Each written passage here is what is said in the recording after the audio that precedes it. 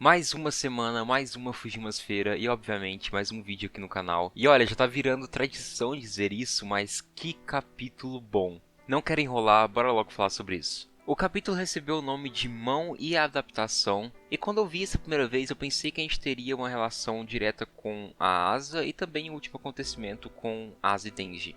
E de certo modo foi exatamente isso. A adaptação aqui aparece aqui tanto para um sentido prático, mas também metafórico, mas eu retorno isso posteriormente. O capítulo se inicia com o recepcionista daquele restaurante recebendo todos os nossos personagens, exibindo pra gente e pros personagens toda a magnitude daquele restaurante, que de certo modo até mesmo parece grandioso para o Denji. Inclusive o personagem está se sentindo deslocado aqui. Ele observa toda aquela comida, todo aquele público e começa de certo modo algumas reflexões bem interessantes. Denji questiona se alguma daquelas pessoas já fizeram o mesmo que ele na mão de outra pessoa, que no caso aqui estaria referenciando o que aconteceu recentemente com Asa e Denji. Ele continua refletindo sobre toda a sua vida até então. Comenta com Pochita que coisas ruins estão acontecendo com ele a todo instante, e que na realidade ele está até com vontade de morrer.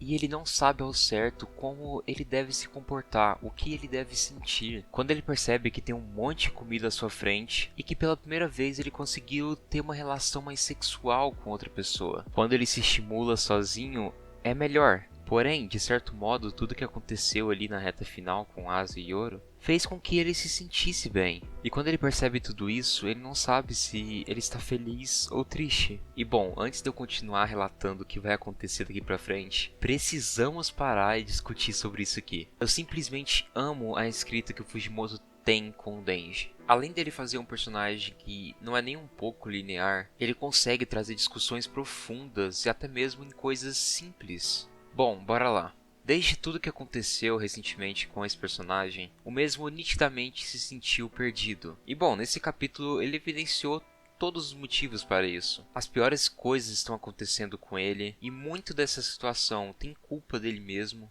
Mesmo assim, ele se sentiu usado mais uma vez pelos seus desejos carnais, algo que de fato o traz vergonha de si mesmo. Seu corpo e seus desejos foram usados mais uma vez. De início houve choque e de certo modo até mesmo medo. No fim ele se deixou levar, mas ainda foi evidenciado o quanto aquilo foi feito para benefício de apenas uma pessoa, que no caso era Yoro, mostrando que Denji não é nada. Então, mesmo que tenha ocorrido euforia, tudo aquilo ainda é uma bagunça. Esses personagens não possuem nenhum tipo de amparo, e isso nos leva a situações como essa do Denji. O personagem tenta se agarrar a qualquer resquício de algo minimamente bom. De certo modo, é o mesmo tentando se adaptar depois de toda aquela situação. É a tentativa de tentar encontrar algum conforto em meio de algo tão pesado. Eu gosto muito de visualizar o Denji tentando buscar em outras pessoas situações semelhantes quanto a dele. De certo modo, é o personagem tentando entender tudo aquilo, buscando algum tipo de amparo. E tudo isso daqui é tão bem feito,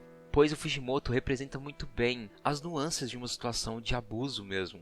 Denji se sentiu bem ao fim daquele ato, mas isso de nada diz respeito a todo o ato em si, de como ele aconteceu. Mas o mais interessante de tudo isso é perceber o quanto Fujimoto descreve no Denji um comportamento típico dessas situações. Tudo isso é muito complexo e muitas das vezes a primeira reação é tentar encontrar algum tipo de conforto durante tudo aquilo. Denji está confuso, ele não sabe ao certo se aquilo foi bom ou ruim. E vai por mim, isso é algo sim pesado. É pesado visualizar um personagem tentando ao máximo se agarrar a migalhas para ao máximo tentar ressignificar aquela situação de merda que ele está. A reação do Denji é completamente natural e só mostra o quanto esse autor sabe escrever seus personagens de uma forma muito realista. Denji nunca teve o básico, nunca teve uma base sólida e principalmente sempre foi negado de afeto. Mesmo que tudo esteja tão ruim, um lado do personagem, um lado que grita faz tempo, olha para esse lado simples e se sente confuso, pois, de certo modo, ele sempre quis aquilo.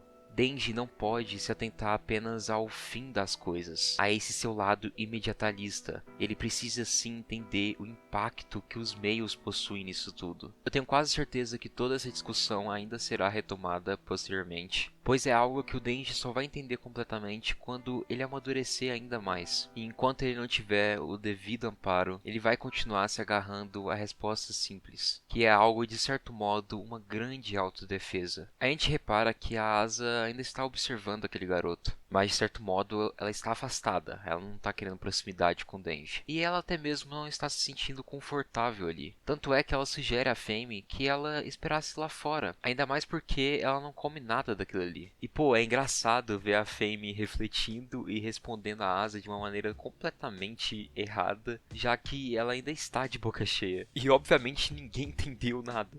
Depois disso a gente consegue deslumbrar alguns diálogos entre o Nobana e o Haruka, algo que consegue trazer um pouco mais de leveza para aquela situação. O Haruka questiona se está tudo bem eles estarem ali comendo, enquanto o esconderijo está apenas sendo protegido pelo prego e pelo outro aluno. Mas esse seu questionamento acaba sendo em vão, já que ninguém responde e também ele desapega disso, quando ele repara que o Nobana está evitando comer os sushis, já que ele não sabe se alguém vai pagar aquilo. E o Haruka aponta o quanto ele é um cara estranho, e ele retruca, dizendo que na realidade ele acha que a Asa é mais estranha que ele. E o principal motivo para ele dizer isso é o fato da Asa agir normalmente mesmo sem o seu braço. Quando ele se coloca no lugar dela, ele só se imagina chorando muito com isso. E senhoras e senhores, mais uma vez o Fujimoto utilizando restaurantes como um bom encontro para um clímax, né?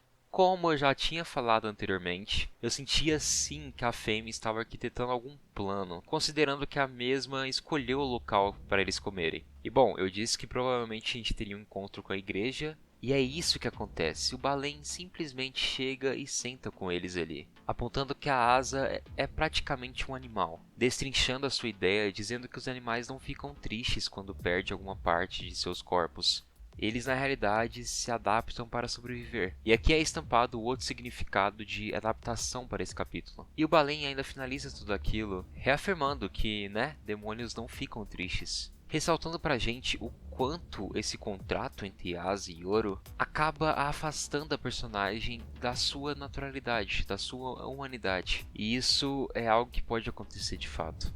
Obviamente, Nobana e Haruka ficam assustados, principalmente o Haruka, e quando Denji percebe a presença desse personagem, é simplesmente incrível sua reação. Denji simplesmente pega seu hashi e vai pra cima do Balen, mas antes dele concluir seu ataque, o personagem diz ao Denji que o levaria para onde Nayuta está. As expressões do Denji daqui pro final desse capítulo são muito fodas.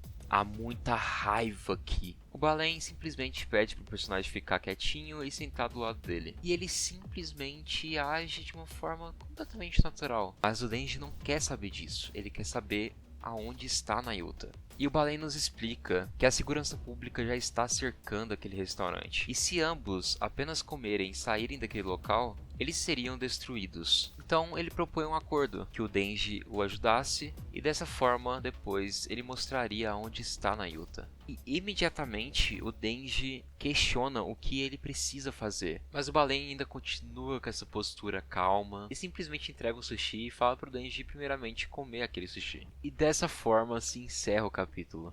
Eu sei que já virou comum a dizer isso, mas de fato é impressionante visualizar o quanto Chainsaw Man vem entregando capítulos muito bons. E eu acho muito foda perceber o quanto esse capítulo estampa as maiores qualidades do Fujimoto. A escrita do Denji é muito fora da curva, e esse autor sabe fazer um clímax. O próximo capítulo já vai sair próxima semana, e eu tenho certeza que aqui vai se estourar um grande conflito. Talvez finalmente tenhamos um confronto direto entre Denji e Yoshida, e isso pode ser muito incrível.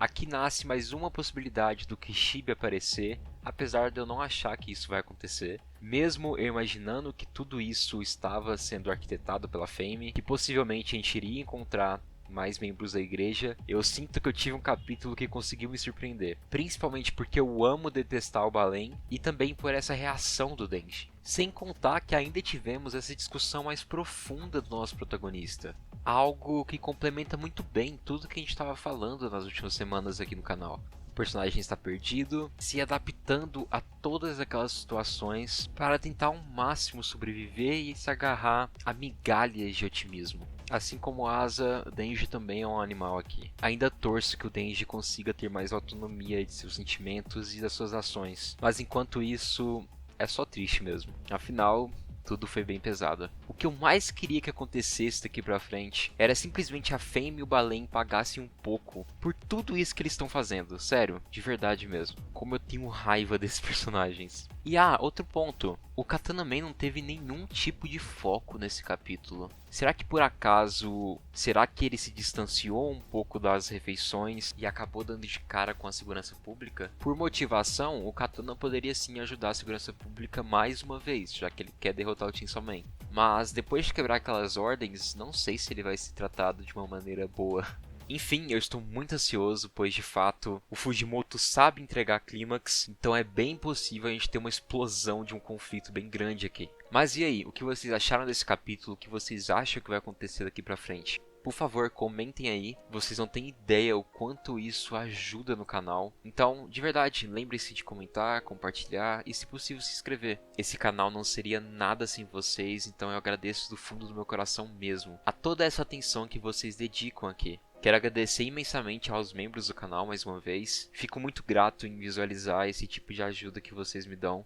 Agora que minha faculdade terminou e ainda não estou empregado, eu quero fazer questão de trazer para vocês os benefícios que vocês merecem. Então podem me cobrar. Dito isso, eu espero que todos vocês fiquem muito bem. Eu espero vocês no próximo vídeo e até mais.